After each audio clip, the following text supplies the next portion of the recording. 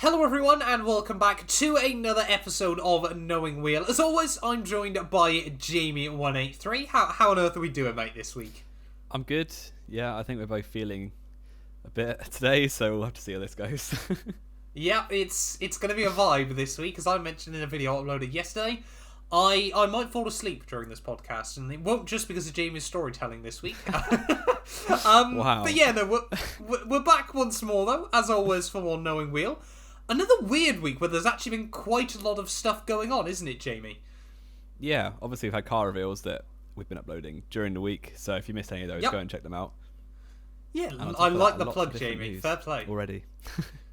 Yeah, lots of news to get into this week as well, of course. If you haven't already, and you're after some F1 2022 much, as always, there will be links down in the comments below, as well, of course, to the Spotify playlist. If you're watching this on YouTube, go check us out on Spotify, give us a follow, it really does help the podcast out. And as well, of course, all the links to Manscaped will be down in the description as well. We've still got our ongoing promo with them at the moment, so check out all the links if you're interested. But yeah, 5 or 6 sort of main talking points to go through this week. Timestamps will be down below as well. And yeah, Jamie, kick us off then with number 1, the announcement that dropped genuinely 2 minutes after we finished recording last week. We stopped recording last Monday, and there's a new tweet from the FIA that they've announced which sprint races are going to be and how many there are, and also a new point system for half races like we saw in Belgium last year. So yeah, sprints. Oh, this is going to be a memory test. It's Imola, Austria, and Brazil.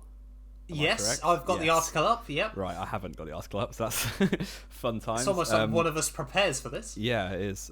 So yeah, those are the 3 sprint races. I'm not too... Obviously, Brazil was really good last year, so no surprise there. I'm a bit confused by Imola inclusion. Because, well, I'm hopefully going to Imola, so that's why they've done it. Yeah. You can get some live reporting on the podcast in April. Yep. Yeah, I'm a bit confused since it's pretty much single file unless it rains. So I'm not sure what difference a sprint race will make. Austria should be okay, and obviously Verstappen will win it because he does that every year at Austria, even twice a year sometimes. So Apart from 2020, but he didn't win either. Well, Mercedes OP when it didn't count.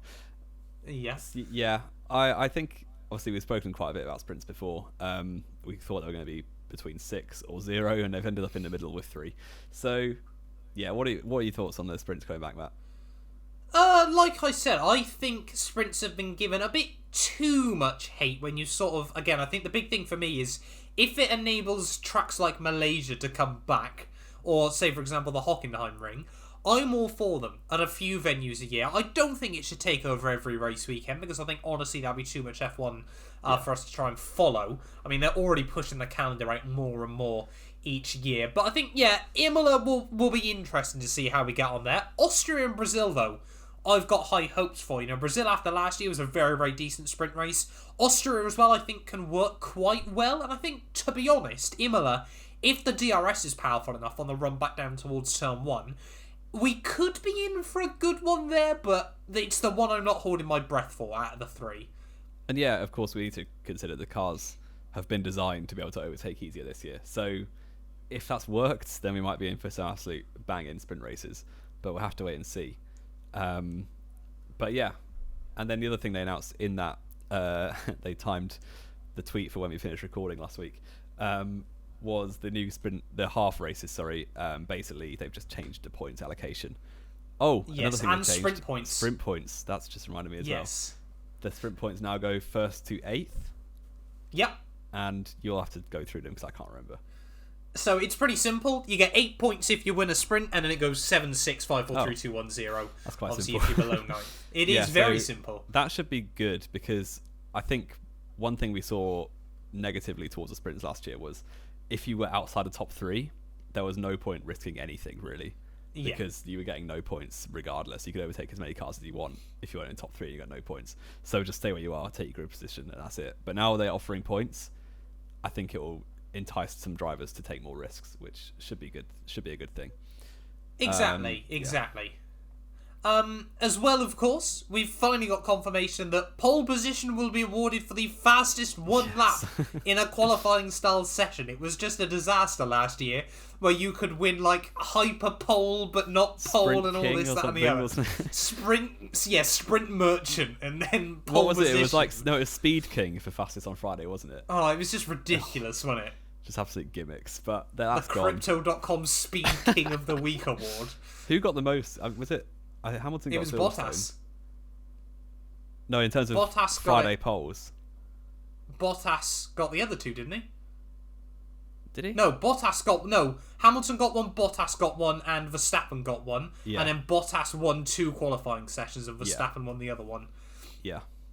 So Valtteri Bottas is forever. Oh no, he's not, because it's sprint points this year. I was going to say he's forever the most successful sprint driver, but that's not true. Exactly. Yeah, But that won't last at all. Alfa Romeo OP, you never know. So Yes. yeah, the other thing that was announced with that, very arbitrary, just half points are gone, which is a bit of a shame because I quite like half points just for the nostalgic factor. But yeah, now half races or races that finished before 75%, they've basically redistributed the points. Yeah, and I mean, it goes desperately down, needed doing. It doesn't go down to 10th anymore, does it? If it's really short.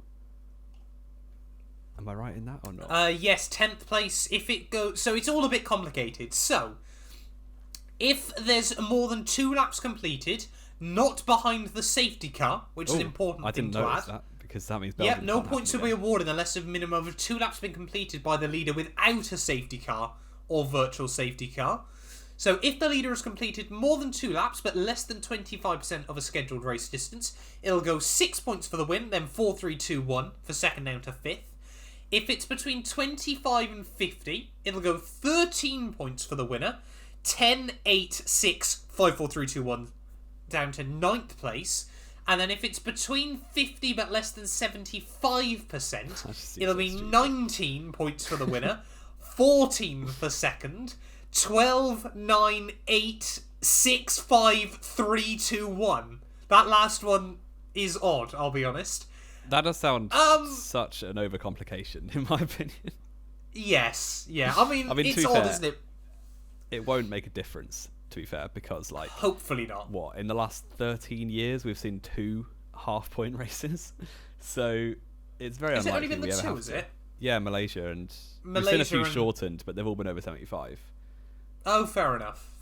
But yeah, there's only been 2 half-points races, Malaysia 09 and this year in Belgium. So... Yes. It won't become much of an issue much of the time, so... Hopefully not. Hopefully not. I mean, it's a system, let's be fair, that we can both accept desperately needed updating, didn't it? Yeah. But I don't think there was ever going to be a particularly clean and tidy way you'd be able to do it not really. that would just work permanently. Yeah.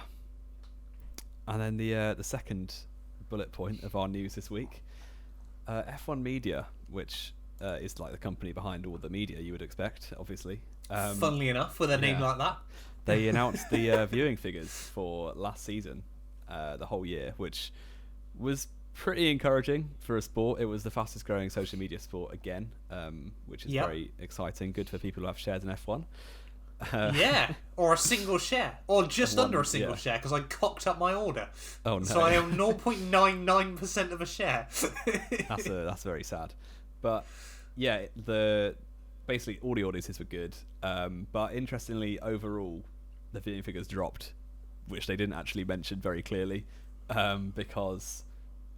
mostly because Brazil and Germany, which are both really big audiences for F1, both went behind paywalls in 2021. So yeah, that was a little bit of a drop on overall viewing figures, just because you've got millions of people there who will no longer pay to watch F1 if they don't want to pay for F1. And especially in Brazil. Oh yeah. You know, for a lot of people, money doesn't come easy. No. Either, which is very, very important. Yeah. But race attendances obviously was basically back to normal for a lot of the tracks. Up 8,000% on 2020. Oh, yeah. Well, 2022 had about 300 fans across the whole season. 2020. Exactly. Yeah. So massive boost on that. Obviously, I was at a race, so that's more than most races had in 2020. Just on my own. Jamie there contributed to 30% of F1's gains last year. Yeah. So yeah, pretty good for F1. I mean, it's all very statistical based, isn't it? We don't really need to worry about that as fans very much. Yeah. Yeah, No more thoughts on media, or obviously I'm quite interested generally at sort of the numbers behind the sport and just sort of looking for you. I mean, 109 million viewers watched a daylight robbery in Abu Dhabi, which is quite impressive. 29% up on the same race in 2020, but I'm sure Abu Dhabi 2020 wasn't the most viewed race, of course, because it had already been settled. Yeah. The sprint races did really well. 84.5 million, 80 million at Silvo, and then 82 million at Interlagos is kind of insane. Which kind of shows why they want to keep them, even if the Twitter doesn't like that. Exactly. Hardcore fans aren't a fan, but for a lot of people, it's worth a watch, isn't it? Yeah. It's definitely worth the money that they're getting out of it. So. And of course, I think, the biggest metrics I'm taking away from this is an 81% increase in the Netherlands. Yeah. Amazing what you can do when you've got 6 people living in your country. Yeah. And a driver doing very well, of course. 58% as well. US increase. And then, of course, crazy. China becoming a huge audience of Formula 1 already. That would so just all leave again when Guan Yu Zhou doesn't do anything. When Guan Yu Zhou wins the World Championship. No. Oh, when he gets like 20 points, and we're all loving it. We're all loving it, are we? When Bottas scores 300. I will not stand for the slander. Leave it until exactly. And I think Guan Yu Zhou, certainly, he could be massive for Formula 1, and I do expect we're going to see a lot of media attention on him, solely for the potential fans he can bring. Again, I always draw to the example of what's the NBA player back in the early 2000s that I can picture his face, but I suddenly can't remember his name, and it's really bothering me. That's going to really annoy me, Jamie. Talk about numbers for a second whilst I remember this. He got a new sponsor from Hublot. I don't know if you saw it. The watch company. I did not. So he's now looking swish for the new watch and a new Alfa Romeo. So, yeah, ready to take F1 by storm in 2020. Yao Ming! Sorry. Yao Ming. Okay, there you go.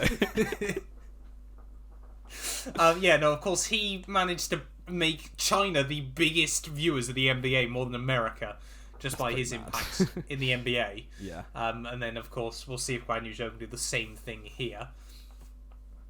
It wouldn't surprise me at all. Just because the sheer volume of people that are in China. Yeah, and I mean, speaking of trying to tap into different audiences, Jamie, our third major piece of news of the week then, Andretti looking at a Formula 1 car deal, perhaps, quite seriously maybe. As well, not even just fake. Yes. They've basically got everything they need to start a Formula 1 team in 2024. So that would be very interesting. Obviously, we've been screaming out for a new F1 team for a very long time. Because there's so many good juniors that just don't get a shot. Even if it's a backmarker team, just get them into F1 so they're in the limelight and they can prove their worth against each other. Yeah, I really am for it completely. They're still, obviously it's not confirmed they're entering, but it's confirmed that they're waiting for FIA approval. And the talk is that they've got basically everything they need for an F1 team in 2024. Andretti, probably Motorsport or Andretti team or something. Andretti Global. Yeah.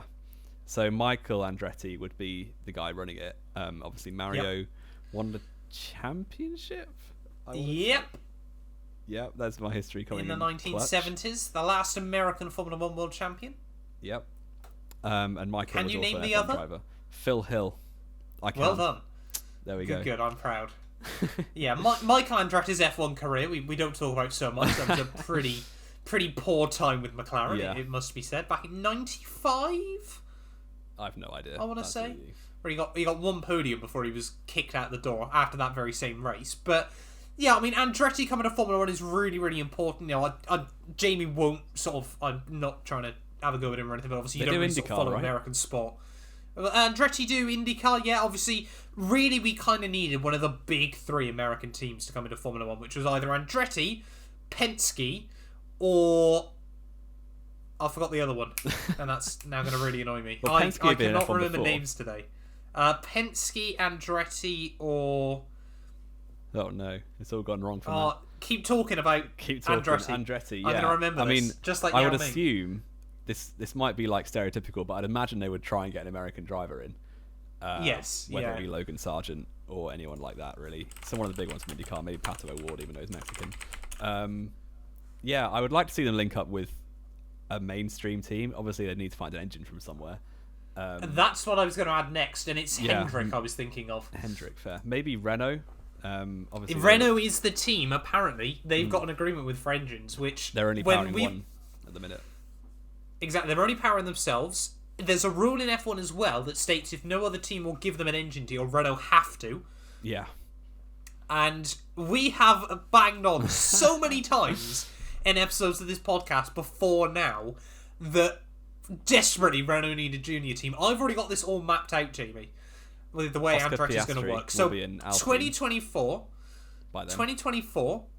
we're going to see obviously Teo Porcher is going to take Guan Yu Zhou's seat in Alfa Romeo next year after a dismal campaign. Guan Yu Zhou is going to go to Andretti for 2024. Give him a lot of yan and everything like that, because of course by this point Oscar Piastri will be with Renault or Alpine as such, and then of course they can field an American driver alongside him, probably Colton Herta. Yeah, that's a good shout. I still back Logan Sargent as the most promising American driver at the minute, but he may be in Williams when he's in a Prema. Yep, also very true. Could be at Williams. Trade out a Canadian with an American. It does sound pretty decent for this new F1 team, so that'd be really cool. Yeah, I think there's other important things though we have to add with that before you try and cut away to our next piece of news. Okay. Of course, I think a lot of other teams, both America and Europe, will be really, really looking at Andretti at the moment, because of course, I don't want us to see a repeat of 2010, and I'm sure you don't either, where obviously we had Virgin, Caterham and HRT that were all sort of promised a lot of things to get them into sport, and then were just completely left to basically rot as teams. Yeah, none of them really amounted to very much, with the exception of Mano probably got the furthest out of any of them in terms of time and in terms of progress towards the rest of the field, but they never really got that far. No. So, and obviously cost caps encourage new teams. Exactly, and it needs to be enforced. It does properly. need to be very well enforced for them to actually survive and be decent. But I think if we see a situation with Haas when they came into the sport and basically stole all of Ferrari's parts, and they were immediately midfield, and obviously other teams kicked off, but then that was a really good foundation for them because they actually got respectable drivers. I guess Virgin and Caterham did as well, but they got respectable drivers, respectable engineers as well, and they had a good foundation from their very first year. So hopefully, I think teams wouldn't kick off that bad if they gave some parts from other teams. But obviously, it's and it would be interesting to see sort of Liberty's tact as well to it, wouldn't it? How would they try and enforce it? Because listed parts are getting more and more decreased year on year. So we'd have to wait and see. There's got to be a bit more support for other teams, of course, because there were rumours as well this week that maybe apparently the FIA weren't really wanting any more teams in, because apparently, now this is completely rumours, but apparently Audi have already spoke to the FIA and they want to try and put 2 teams forward for 2026. Wow, I've not heard that at all. So again, obviously it's only rumours. Yeah. But you think if they don't end up trying to sort of buy into McLaren, whether we'll see the Porsche deal with Red Bull work out, could we see Audi back in Formula 1 as a manufacturer? Such an ongoing rumour, I swear. Since I started getting into Twitter on F1 about, 7 years ago now probably, it's always been a rumour that Audi or VW are coming back to F1. Yes, so we'll have to wait and see if it ever actually materialises. But I think we desperately need more German interest, don't we? Great for the sport, yeah. Yeah, exactly. Because, that could be somewhere where Seb would go to literally see out his retirement in Formula 1. There needs to be a year at Audi. I think, other than Mick Schumacher, of course, there's not that many young, promising, really promising Germans at the minute. No. Which, considering the success of, the start of this century with Schumacher and Vettel and Rosberg to an extent as well. Germany. But then again, prior to that, Germany didn't. Yeah. It had a few very good drivers. They're the only champions, though, aren't they? Exactly. So, you had the likes of Stefan Belloff should have been a world champion. Von Trips was very decent back in the 60s. Von Trips was as well. I'm pretty certain Stefan Belloff. Yeah, he was German. Before I said that. Jochen Mass was decent in Rush, and in 1976. Jochen Mass, he was decent in Rush. Yep. Oh dearie me. But I think we desperately need more German interest in the sport, don't we? Yeah. Whether that'll happen. And a race back, hopefully, for the sake of the people there. Yes, that's the other big thing. Because, obviously we've got Mercedes as well, which obviously do a lot for Formula 1 and German interest in the sport. But it's much easier to back a driver than it is a team. Declining. Yes, exactly. And of course, Mercedes, where a lot of their operations is done in the UK anyway, And a full doesn't British really, lineup for a lot now of as people, well. feel like that as well. They've gone from all German to all British Yeah. over the last decade. Going back to the US though, Jamie, COTA here to stay. Contract extended another 5 years. Yeah, it's a busy time for the contract signers at F1 at the minute with Bahrain last week, USA this week. Yep. It's a Singapore a couple of weeks ago as well. So it's a good time, I think, for, well, obviously the circuits are making bank from having races, so they all want to extend contracts. USA, we saw highest ever attendance last year, so it makes a lot of sense. It's a very good track. Quite, really well established now on the calendar. Yep, Yeah. been on the calendar now for a decade this year. It basically, that doesn't seem basically right. makes perfect sense to keep it going. Yeah, exactly. I don't think there's any complaints about the move, is there? Not at all. Very, very important though. Again, obviously, we've saw Singapore's now got a contract till 2028. Bahrain's now got a contract till 2036. COTA's got a contract now till 2026.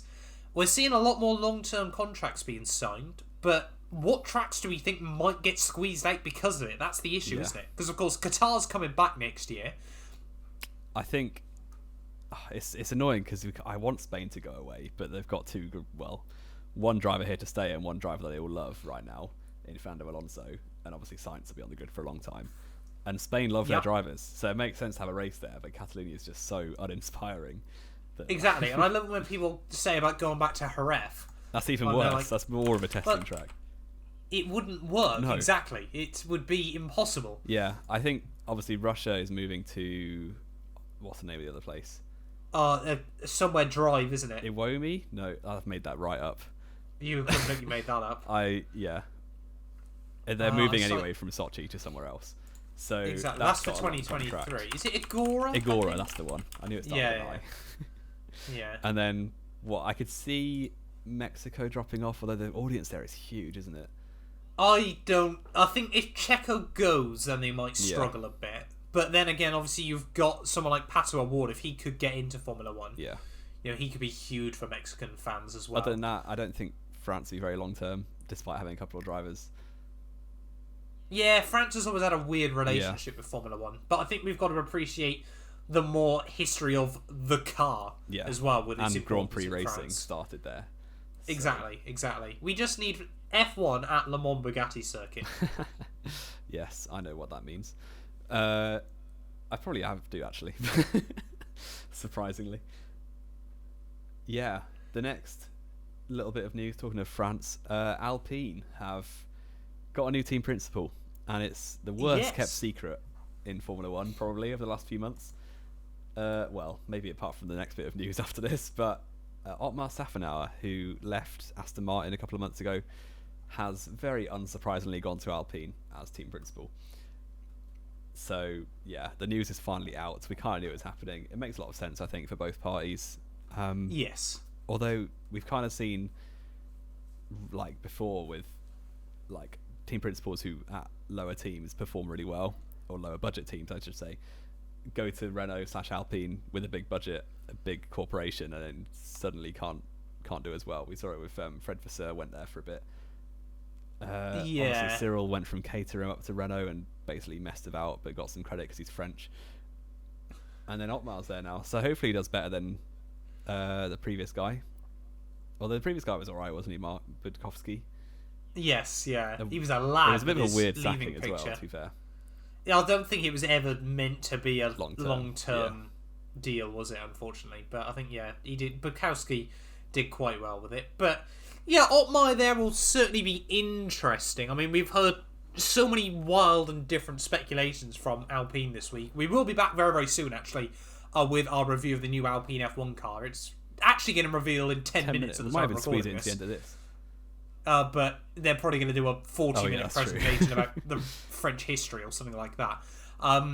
But yeah, I think this could make or break Otmar's career, I worry. Yeah. He's done very, very well with Racing Point and now obviously Aston Martin for so many years. Yeah, if he goes to a team like Renault or Alpine and they give him a useless engine, which apparently is what the rumours are saying. Rumours are saying it's very underpowered and very unreliable, so... And Alonso will eat him alive. Yeah. It's just Alonso's luck, really, to finally have a decent season with a okay car, and then suddenly their engine is back to being at Honda level from his McLaren days. Yeah. It's going to be all vibes. But I mean, at least he can probably negotiate with Otmar to be on like 90 million a year, no Fernando. Yeah, probably. Is what worries me. But yeah, we'll wait and see how Otmar gets on down at Alpine this year. I'm intrigued by the move. Yeah. And of course, he's probably brought BWT sponsorship with him, so we're going to have blue and red and pink. I don't think red will be on there. I mean, I've got high hopes for this car, which, considering this is going out after it's been released, might come back to bite me. But I think it will look really good, considering looking 9 minutes into the future. Alpine know how to make a good-looking car. Yeah. But on to our probably the biggest news of the week, which I think was happened on Wednesday last week. Thursday last week, fair enough. News that was music to many people's ears. Michael Masi is gone.